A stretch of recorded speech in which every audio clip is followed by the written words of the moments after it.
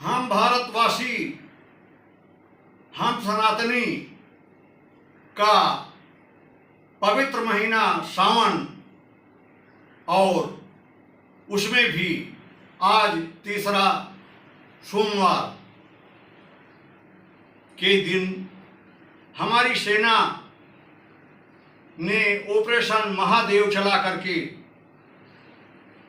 बैसरण घाटी को लहूलुहान करने वाले एवं हमारे 26 बहनों का सिंदूर उजाड़ने वाले 4 आतंकवादी को ढेर किया। चारों आतंकवादी मारे गए। इस खुशी के लिए खुशी का इजहार करते हुए मैं पूरे देशवासियों को आज तहे दिल से शुक्रिया अदा करना चाहूँगा। जय हिंद। जैसे ही चारों आतंकवादी अर्थात एक आतंकवादी पहले ही जो टीआरएफ का पाकिस्तान की सेना का रिटायर कमांडो था, मूसा, पहले ही मारा गया था और 3 को आज मारा।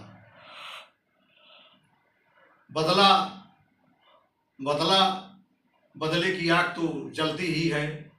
ऑपरेशन सिंदूर के अंतर्गत आपने देखा ही होगा, आतंकवादियों के 9 ठिकानों पर मिसाइलों से हमला करके उनको तबाह किया गया था और उसमें भी 150 आतंकवादी मारे गए थे। खुशी का इजहार करते हुए आज मैं आपको बताना चाहूंगा कि मानसून सत्र के दौरान ऑपरेशन सिंदूर के ऊपर आज लोकसभा में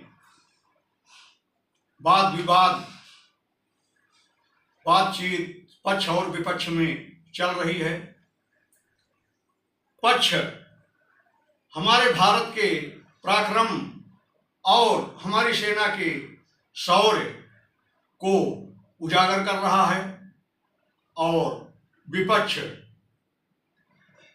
जो 2014 के बाद विपक्षी पार्टियां हैं वह देश हित में या देश अनहित में ये तो आप सब तय करेंगे, ऐसा व्याख्यान दे रहे हैं।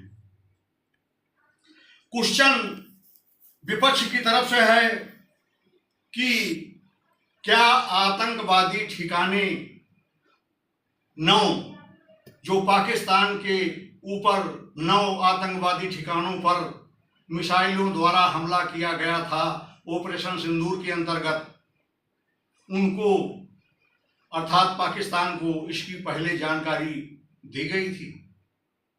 उत्तर, अगर पहले जानकारी होती तो क्या 150 आतंकवादी मारे जाते? दूसरा क्वेश्चन कि ऑपरेशन सिंदूर जब चल ही रहा था, हमारी सेना आगे बढ़ ही रही थी, तो सीज फायर क्यों? तात्पर्य यह कि हमारी सेना एक टारगेट चिन्हित की थी, युद्ध में नहीं गई थी, युद्ध की तैयारी के हिसाब से कार्रवाई नहीं की गई थी, टारगेट चिन्हित को बर्बाद करके और वहीं पर युद्ध को समाप्त कर दिया गया। और युद्ध का समापन आप देख ही रहे होंगे, रूस, Ukraine, Israel, Syria, Yemen, Iran, आज थाईलैंड और कंबोडिया में जो युद्ध चल रहा है, क्या हम इसी तरह से युद्ध में बने रहें? हम अपनी परिस्थिति, अपनी आर्थिक व्यवस्था को और आगे सुधारें या युद्ध में बने रह करके अपनी अर्थव्यवस्था को नुकसान पहुंचा करके हम गरीबी के उस दौर को फिर देखें। हाँ, अगर हमारे ऊपर किसी ने आंख उठा करके देखी तो मैंने उसका आंख फोड़ा। आगे ऑपरेशन सिंदूर अभी चल ही रहा है। पाकिस्तान सरहद के आगे एक कदम बढ़ा करके तो देखो। हमेशा युद्ध की शुरुआत आप करते हो, इस बार युद्ध की शुरुआत भारत करेगा, ये तय है। और मोदी का, आदरणीय प्राइम मिनिस्टर मोदी जी का संकल्प है। ट्रंप ने 24 बार यह कह दिया कि पाकिस्तान और इंडिया के ऑपरेशन सिंदूर का सीज फायर मैंने कराया। 200 देश हैं, 200 राष्ट्रपति भी होंगे, 190 देश मौके पर हमें आश्वासन दिए थे कि कहीं भी आवश्यकता पड़ेगी युद्ध के दौरान किसी भी तरह की, आपको आर्थिक, सैनिक, किसी भी तरह की आवश्यकता पड़ेगी मैं पूरा करूंगा।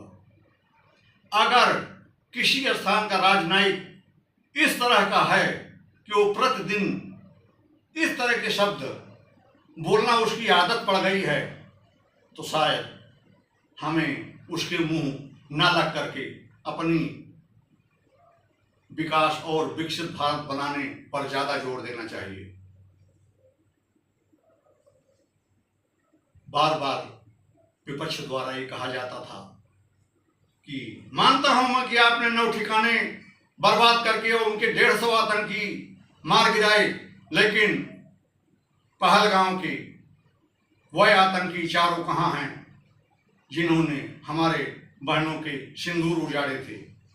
आज चर्चा प्रारंभ हुई, चर्चा का अंत नहीं हुआ, इससे पहले उसका भी जवाब विपक्ष को मिल चुका है कि चारों आतंकवादी मारे गए।